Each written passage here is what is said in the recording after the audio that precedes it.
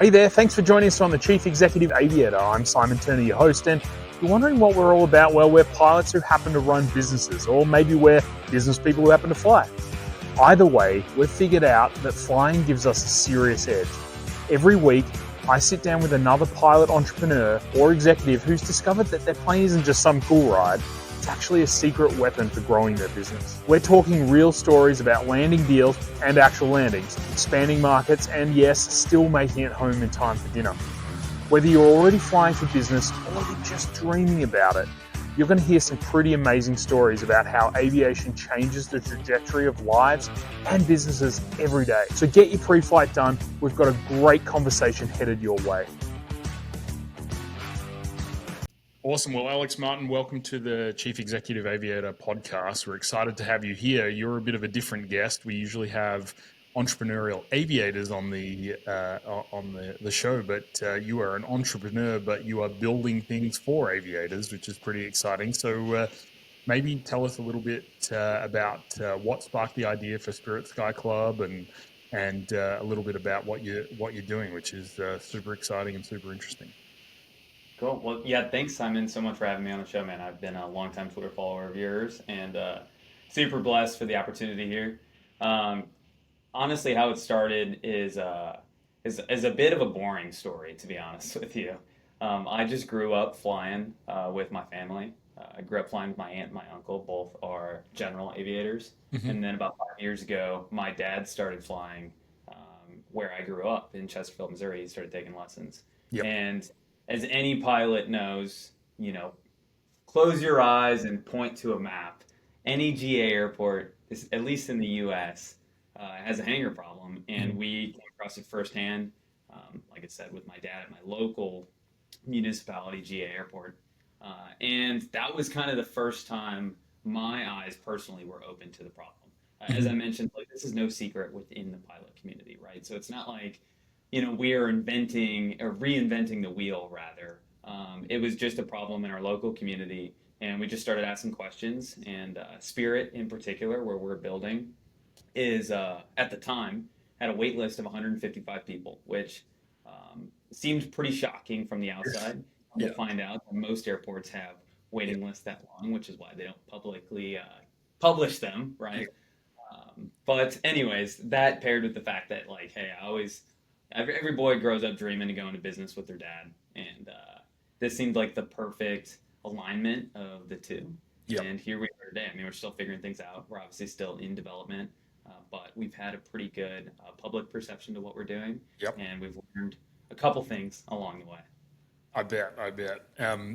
Tell me a little bit about kind of the process that you've gone through to design the perfect kind of hangar community.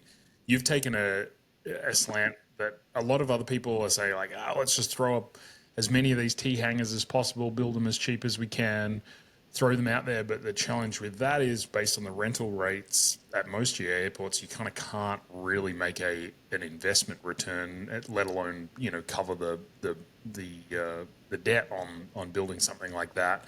That's why a lot of even municipalities won't build them as well. But you've kind of taken a different slant, and you've really created a community, and you're creating a club and that sort of thing. So maybe tell us how you kind of got to there, and a little bit about what you are trying to build at Spirit. Totally. Well, Simon, I think you hit the nail on the head. When we first dove into this, it seemed like there were three apparent markets here that we could go after. There is the top of the market, which is catering towards your Gulfstreams, right? More FBO style, right?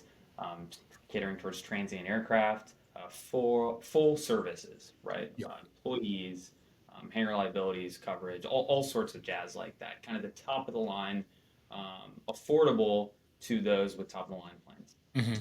And in the bottom, if we were to go to complete other end of the spectrum, you mentioned it, are those guys that are needing T hangers, right? There's tons of those folks, right? Everywhere you look, the GA community needs more T hangers.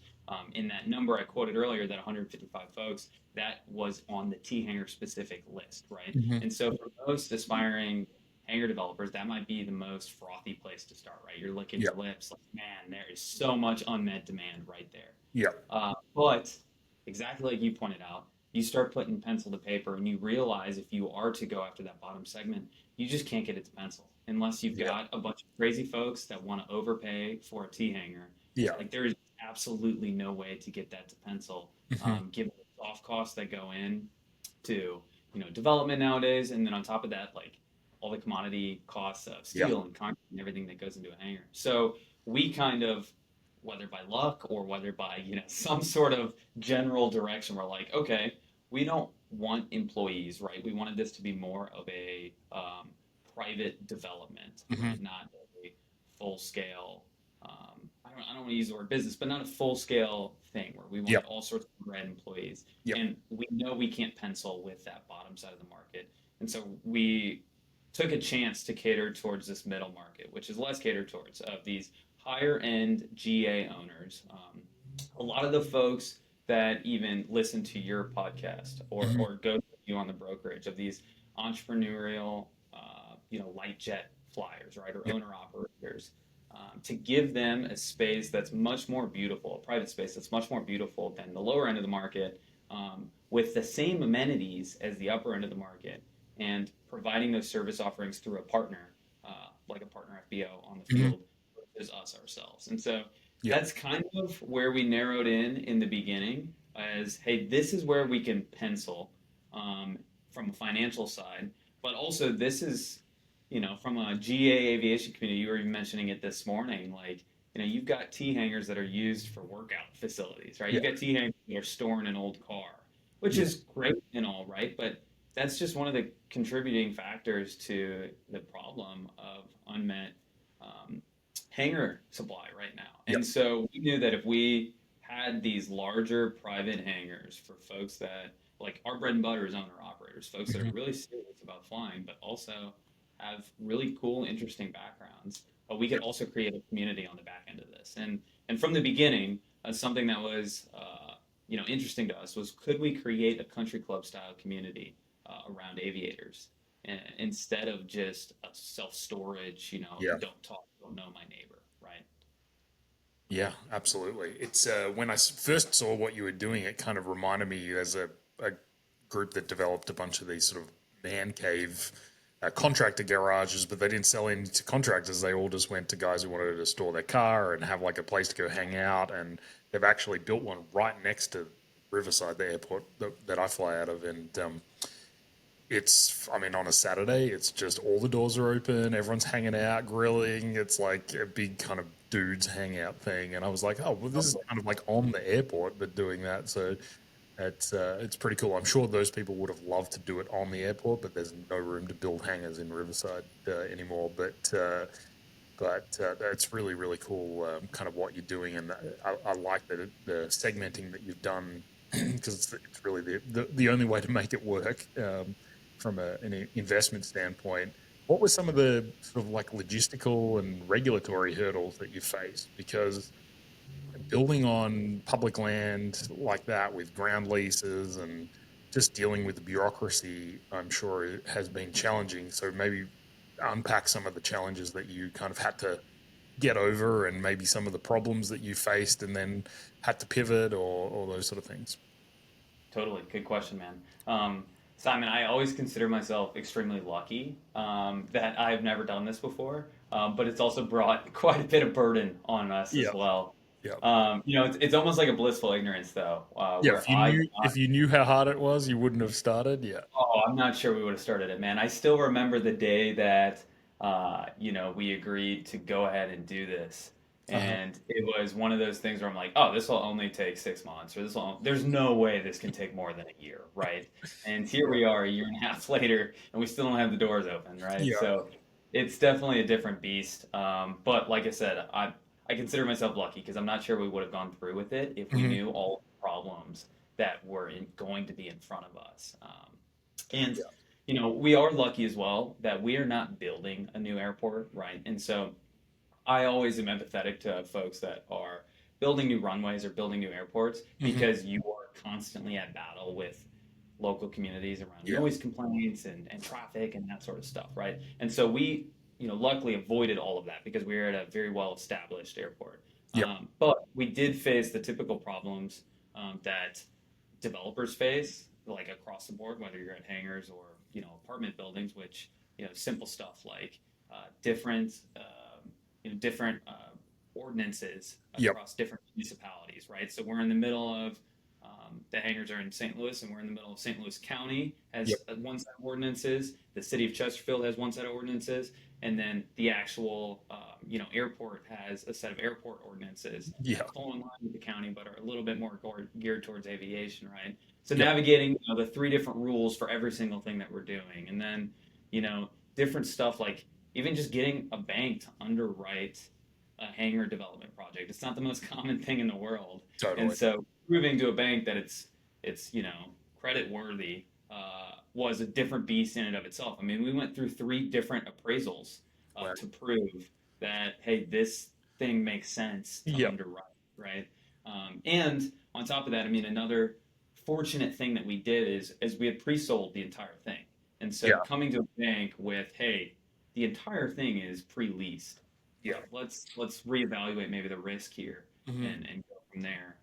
But I mean, just your common stuff. I went to lunch with a developer, a big multifamily developer last week, and shared some of the issues that we went through. And he sat there quiet the whole time and shook his head and grinned because he's like, dude, I mean, whether you're doing hangars or apartments, Yeah. those are all the same issues. Yeah. Whether you're in California or Missouri, right? Uh-huh. Like you're seeing the same stuff that everyone else sees, and it's a pain in the butt. And Yeah. that's why development's risky. But Yeah. again, I I saw was you had posted something about sort of misunderstanding or having to figure out like we had to have some sort of fire oh, um, dude.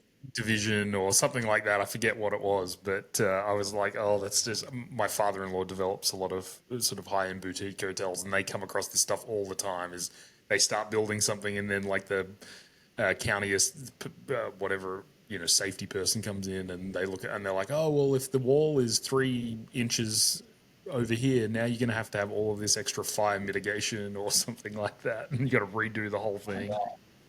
Yeah, I mean, dude, our buildings are bulletproof right now Yeah. because of how much Perfect. fire protection we ended up going with. But Yeah. yeah, I mean, it was stuff like that where I'm sitting there explaining to the county why foam fire suppression systems are extremely bad for aircraft, right? Yep. And it's a guy who's never been around a private aircraft before, right? And again, I'm not even trying to come off condescending, but it's little things like that where it's Hmm. like oh my gosh, this is so beyond frustrating because this world is a little bit different than just these basic rules that are just thrown out there. Yeah.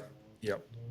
Now you said they're all pre-sold or pre-leased, but I remember you were offering some like custom builds and tailoring for your members. I think you called them aviation dens. Um, have you had any pretty wild and creative examples that are going to be occupying the development? Yeah, man, we've had some we've definitely had some wild requests. So I would say that one of the blessings in disguise of getting everything pre-leased is we had an early set of like in your terms with your software companies of like beta users, right? And so Yeah. as we were going through the design phase, I had 30 aviators to pick their brains on, hey, what do you guys want AC? What kind of floors do we want? What kind of power do we need, right? All sorts of stuff like that, which was again maybe I wouldn't have had the opportunity to do so if we didn't have all those folks so close. Yeah. But also pairing that with regulation, right? Like there are Hmm. some things that we definitely cannot do to meet fire code that have been requested, whether that's like full apartment studios built inside these things, Hmm. or you know other silly stuff like using it as a mechanic shop is like okay, we just can't do that, right? Yeah. Yeah. Insurance perspective, you can't run a mechanic shop out of this private facility, but Yeah. we've also had some crazy requests for right now we have a standard model for all of our 28 units. Yep. And we've had, because of the noise we've made with those 28, we've had quite a bit of inbound for custom builds outside of our Oh, complex. And cool. so Yep. some, prominent aviation dealership or prominent aviation manufacturer, let's Yep. say, has reached out to build a custom, let's call it a showroom style Awesome. facility, and we've Yep. had larger. Fortune 500 corporations reach out for, private Yeah, like facilities for camping their hangers. own. So yeah, there's definitely been some cool corners and rocks that have been turned up just from, being out there. Yeah, amazing. So you get to design your own signature hanger that is your dream for maybe you and your dad. What's the unique feature that you're going to throw in there that no one else has, or maybe no one's thought of yet? Yeah, good question, man. Well, maybe in a little bit of a different vein, we are designing our unit to be used as a pseudo event space, and Cool.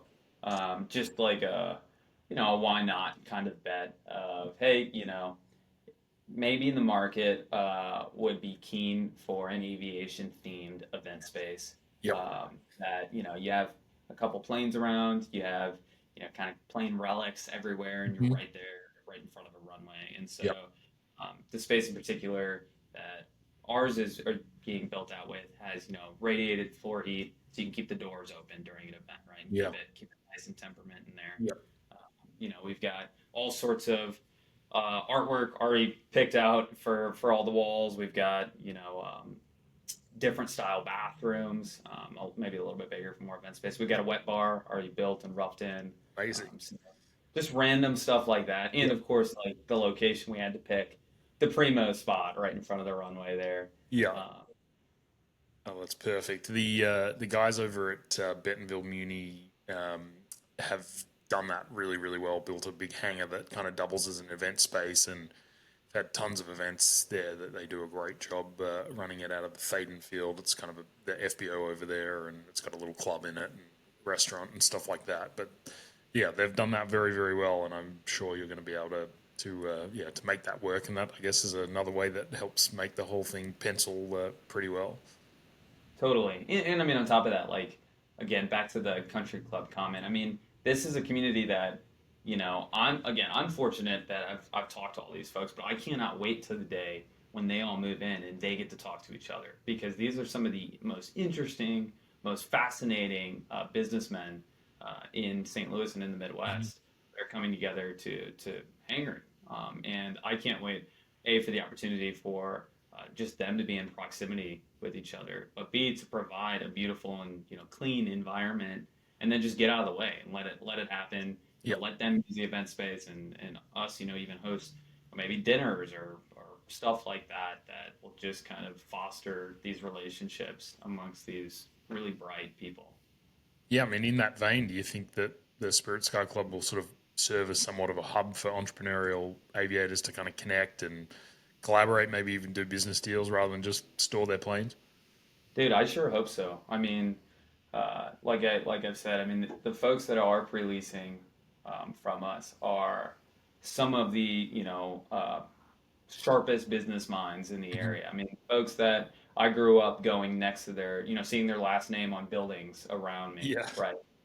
So I see no reason why not. And it's again one of those like funny things where it's just like I just want to give them the space and then get out of the way because I have no doubt that from a business perspective, deals and handshakes will happen just because of who these folks are. Yeah, absolutely. And I mean, with that sort of profile, I'd imagine, a lot of people like time focused and they're happy to pay a premium to get, easy access to the taxiway, all of that sort of stuff. Um, is do you see your facility kind of giving them an additional edge? The reason why they probably fly is to give the business an edge, but do you see, your development kind of even increasing that edge, maybe giving them a place to host a meeting, that sort of thing? Totally, man. Totally. I mean, it's funny where it's like when we set out to build for that middle segment, I had a hard time of even like, well, who do I go look at for this, right? Because I mean, again, no offense to local municipalities, but I don't want to host a business meeting in my ratty T hangar, right? I mean, it's cool that there's a plane there, right? But outside of that, I mean, the insulation's falling down from the ceiling, there's rat poop in the corner, and the lights are flickering on and off, right? Yeah. So it's like I don't want to do that. And then from an FBO perspective, it's almost like they just almost had it, and some of them in maybe some of the newer builds really do. But you almost miss that element of being near the plane, right? I mean that's Yeah. 80% of the coolness of it, right? And so it's just like, being stuck in a boardroom maybe next to the lobby of the FBOs is a whole different thing. Yeah. So taking, the elements of both and giving a very beautiful, I mean, we've got floor to ceiling drywall, so these feel like a, fully built out garage instead of just a unit in the building, right? I mean, Yeah. they're fully tempered controlled or temperature controlled. They're, every detail was picked so that people would be proud to show off and spend time in the space and not just use there to get their plane in and out. Yeah. Brilliant. Is is this something that you see kind of growing beyond, the St. Louis area? Obviously, you're based in Dallas. I think, are you thinking, hey, we get this one going, and maybe we can grow it into a kind of a national brand, or maybe we can just do a few more developments? What's your sort of overall vision with it? I mean, good question, Simon. I go back and forth every day, depending on what day you ask me, man. It's like every day I learn a little bit more, and then I know too much, and then I go back to that original thing of like, dude, I don't know if I want to do this again. Yeah. But I mean, it's kind of like running a marathon where like I'm sure afterwards I'm like, oh, that wasn't too hard, right? Like we could do that again. But to answer your question honestly, I don't exactly know yet. I think the opportunities are there, and I tweet about that on, my account all the time. Where that's why I share so much, is because obviously there's so much unmet demand Hmm. that I think the opportunity is there for me or you, for anyone Yeah. that wants to do this. It's just gotta make sure you dot your I's and cross your T's so you don't get wrecked. But some things that we've looked at, even when we were looking at Spirit, like we weren't 100% sold to Spirit right away. We still Hmm. wanted to do our diligence and make sure that, hey, this was the right airport. But Yeah. some things that we've looked at then and some things that we've looked at now, even when deals do come our way, is, the land available.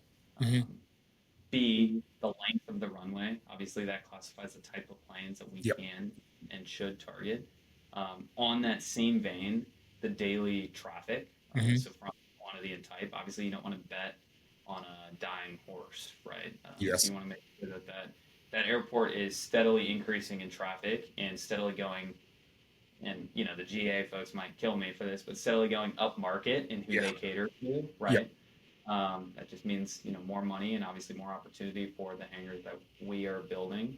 And then maybe a little bit more voodoo science here is like the size of the quote unquote wait list. A lot of that stuff's not public, right? Hmm. And so different markets, you got to figure out different things to do that and to Yep. see how real it is as well, because none of these counties are taking deposits really to get on that wait list. And Hmm. so we ran into a lot of like, that fake math there where somebody would say their wait list is 200 people, but after really diving in, there's no way it could be more than 100 Yep.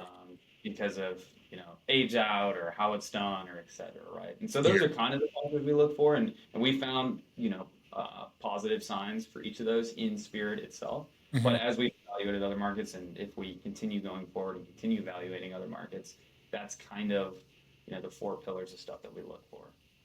Nice. Well, we'll have to get you down here to Tulsa because Tulsa International Airport is uh, very, very eager to go and build stuff, and they are increasingly trying to incentivize that. And there is a pretty severe shortage at Riverside, which is the GA airport, which is pushing more people over to the international airport.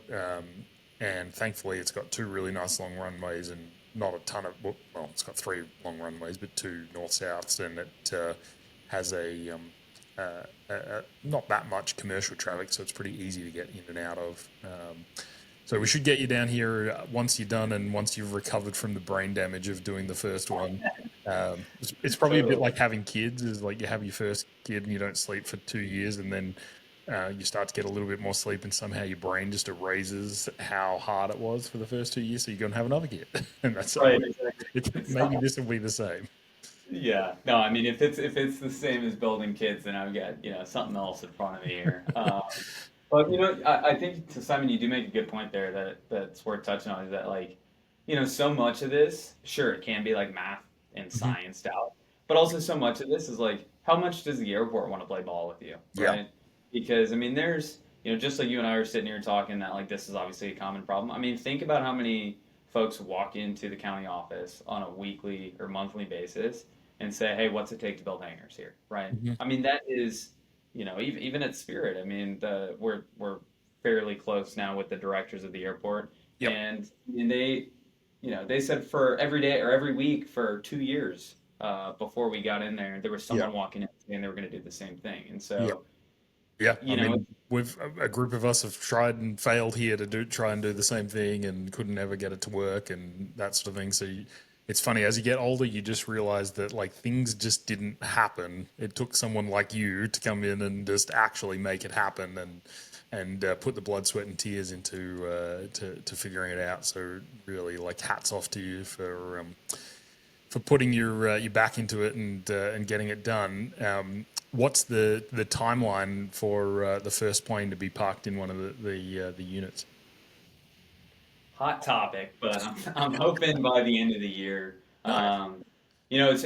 It's tricky. You walk that line, and like again, I've never done this before, right? So it's not like I have in my head a clear and cut. Hey, this is how we've done it, so this is how we're going to do it Yeah. this time. Yep. I'm constantly waffling both sides of, you know, sure, I could get a plane in there as soon as the first unit's done, Hmm. and then that person though is dealing with every single, cranes and concrete Yeah. trucks and stuff like that Yeah. in and out. And it kind of almost negates that first impression that I want to portray to all of our members who've trusted us for so Yep. long and such a part of the journey, right? All the way from the beginning. But there also is, again, from a financial perspective, I don't want to wait until everything's 100% perfect because every day that we go by is another dollar we spend and don't Yep. bring in. So there's that fine line. But I would hope by the end of the year to have the first unit online and to slowly kind of phase everything, out from there. Very exciting. Well, I've got some lightning round questions for you, if you don't mind. So you're not a pilot, but you fly with your family a lot. Yeah. What's the craziest flight you've been on, or the longest, or the furthest that you've been, either with your dad or with your family? Good question. My aunt is a bush pilot up in Oh, cool. Alaska. And Nice. so pretty much every time I step in her plane, it gets crazier than the last. It's an adventure. Nice. That's cool. Where does she fly out of up there? She's up in the Wrangell Mountains. She's got a Super Cub, an old restored Super Cub that she's Yep. flown my entire life. She used to fly it down in the lower 48, Uh huh. and then eventually, as she got older, she realized flying a Super Cub in the lower 48 isn't as fun as flying a Super Cub in a national park. So up in Alaska, so she Amazing. went and moved up there, and I try and go spend a couple weeks with her every summer, and just we fly every day, we camp every day. It's Yep. amazing. Nice one. How do your friends react when you tell them that you're building hangars at an airport in St. Louis? That's a great question. Definitely mixed reactions. A lot of like, what the hex? Yeah. Uh, and then a lot of, hey, send me a video the next time you're on a dozer, right? Cool. Fortunately or unfortunately, depending on how you look at it, a lot of my friends are in the knowledge worker games, right? Yep. And so, in myself included up to this point, and still to this point. So, getting your hands on a key to an excavator or something like that is almost that little boy coming out and getting to play. And so, Yep. them hearing and seeing that sort of stuff definitely is a fun dinner or drinks conversation. Love it. Dream aviation destination that you haven't been to yet. Now you've been to Alaska, which is the dream destination for so many pilots. But where else would you go that you haven't been yet? That's a great question, man. Flying around uh, the national parks over in Montana and Wyoming, Hmm.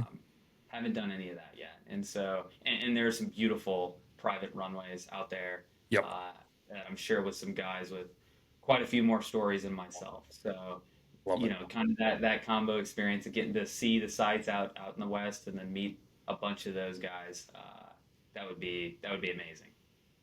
Love it. Now you don't fly, but you fly with a lot of people that do, and I'm sure your aunt's older Super Cub probably doesn't have a lot of technology. But maybe what's some technology that's changed your aviation experience, or your family's aviation experience that you've loved, and then maybe some technology that's changed your your building experience? Because I'm sure you're starting to kind of get to try out all the different kind of tech stack that make your job a little bit easier.